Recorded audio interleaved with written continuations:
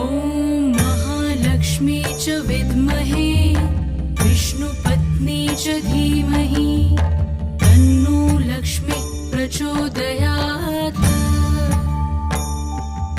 ॐ महालक्ष्मी च विद्महे विष्णुपत्नी च धीमहि तन्नो लक्ष्मी प्रचोदयात्।